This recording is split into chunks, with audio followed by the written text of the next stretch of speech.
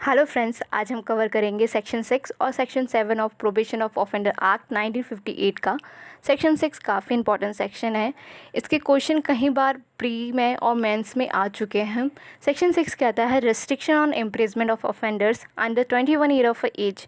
जो 21 साल से कम के जो ऑफेंडर्स हैं उनके क्या इम्प्रिजमेंट की जो पनिशमेंट उनको ग्रांट की जा सकती है, उसमें क्या करना है, रिस्ट्रिक्शन लगा देना, प्रतिबंध कर देना, रोक लगा देना। When any person under 21 year of age is found guilty of having committed an offence punishable with imprisonment, कि उन्होंने ऐसा कोई ऑफेंस किया है जिसमें वो फाउंड गिल्टी हुए, कमिट किया है उन्होंने ऐसा ऑफेंस जहाँ पर उनकी पनिशमेंट क्या होगी, इम्प्रिजमेंट हो सकती है उस केस में, but not with the imprisonment for life. Section 6 cover ही नहीं होगा जहाँ अगर ऐसा कोई ऑफेंस है जहाँ उसकी पनिशमेंट इम्प्रिजमेंट फॉर लाइफ दी जा सकती है या होगी। The court shall not sentence him to imprisonment unless it is satisfy. यहाँ वर्ड ज़रूर लिखा है, the court shall not sentence him to imprisonment. Shall means mandatory है कि 21 साल से कम के ऑफेंडर को कोर्ट जेल भेजेगी ही नहीं। बट यहाँ एक और बात लिखी है, अनलेस इट इज सेटिस्फाई, जब तक कोर्ट सेटिस्फाई नहीं हो जाता।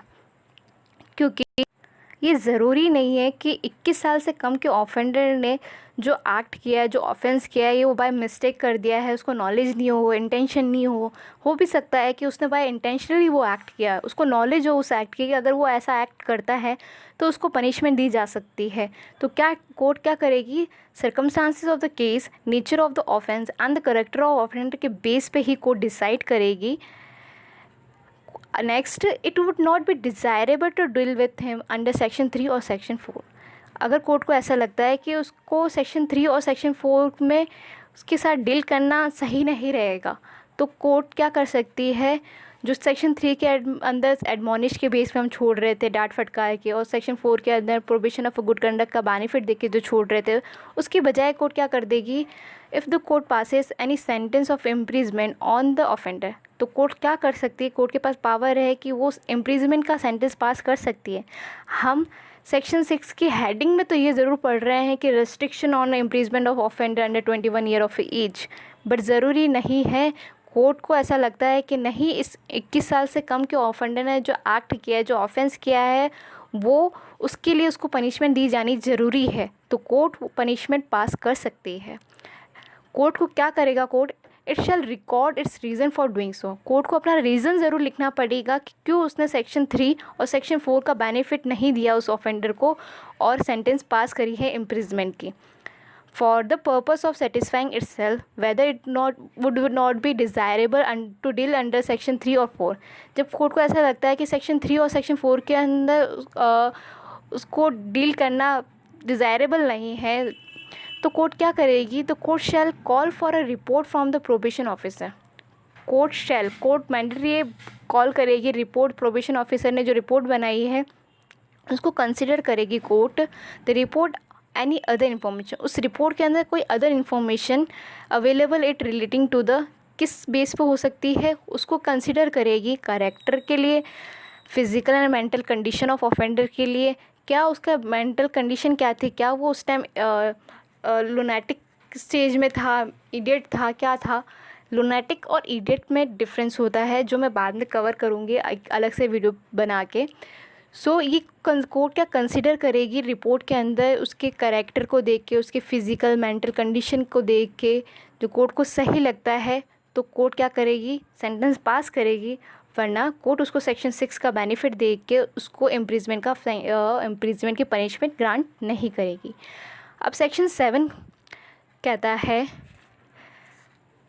जो काफ़ी इम्पॉर्टेंट सेक्शन है, report of a probation officer to be a confidential. जो रिपोर्ट, जो हम बार बार रिपोर्ट की बात कर रहे हैं कि प्रोबेशन ऑफिसर रिपोर्ट बनाएगा, जो वो रिपोर्ट है वो रिपोर्ट कॉन्फिडेंशियल होनी चाहिए, पब्लिकली डिस्क्लोज नहीं करनी है उस रिपोर्ट को। The report of a probation officer referred in section 4, जो सेक्शन 4 के सब सेक्शन 2 में और सेक्शन 6 के सब सेक्शन 2 में shall be treated as a confidential, उसको क्या किया जाएगा, कॉन्फिडेंशियल ट्रीट किया जाएगा। पर इसका प्रोवाइडेड कहता है, जो इसका एक्सेप्शन है, जो उसका प्रोवाइडेड कहता है, दैट द कोर्ट में, अगर कोर्ट को सही लगता है, if it so think fit, communicate the substance thereof to the offender. सिर्फ और सिर्फ किसको कम्युनिकेट करेगा, उसके सब्सटेंस को, जो ऑफेंडर को जो बातें प्रोबेशन ऑफिसर ने अपने रिपोर्ट में लिखी है सिर्फ और सिर्फ ऑफेंडर को, and may give him an opportunity of producing such evidence as may be a relevant to the matter of started in the report, कि उसको एक अपॉर्चुनिटी दिया जाएगा कि जो बातें ऑफेंडर प्रोबेशन ऑफिसर ने लिखी है रिपोर्ट के अंदर, उसके बेस पे आप एविडेंस ला दे दीजिए जो रिलीवेंट हो, जो मैटर है उसके लिए रिलीवेंट हो, ताकि क्योंकि एक ज़रूरी है ना, क्योंकि अगर आप हमको अदर पार्टी को भी सुनना ज़रूरी है और अदर पार्टी को चांस देना भी बहुत ज़रूरी है कि उसके अगेंस्ट अगर ऐसा कोई ऑफेंस किया है या कोई रिपोर्ट तैयार की गई तो उससे पूछा भी जाए कि आपने ये ऑफेंस किया था, आपने ये एक्ट किया था इस रिपोर्ट के अंदर जब आप यहाँ थे, ये आपके बारे में लिखा गया है प्रोबेशन ऑफिसर ने, तो उसको भी एक चांस ज़रूर मिलना चाहिए ना, कि अपॉर्चुनिटी मिलनी चाहिए जिसमें वो बता सके कि नहीं ये सही नहीं है, मैं इसके लिए एविडेंस आपको प्रेजेंट कर सकता हूँ। तो इसलिए ये सेक्शन 6 में 7 के अंदर सिर्फ यही बोला है कि सिर्फ और सिर्फ कम्युनिकेट किया जाएगा सब्सटेंस रिपोर्ट के ऑफेंडर को, और उसको अपॉर्चुनिटी दी जाएगी कि वो एक एविडेंस लेके आए जो रिलीवेंट होने चाहिए मैटर पे, जो मैटर है रिपोर्ट की, जो मैटर है उस पर क्या होना चाहिए, रिलीवेंट होने चाहिए। आई होप आपको सेक्शन 6 और सेक्शन 7 अच्छे से समझ में आया हो। Thank you.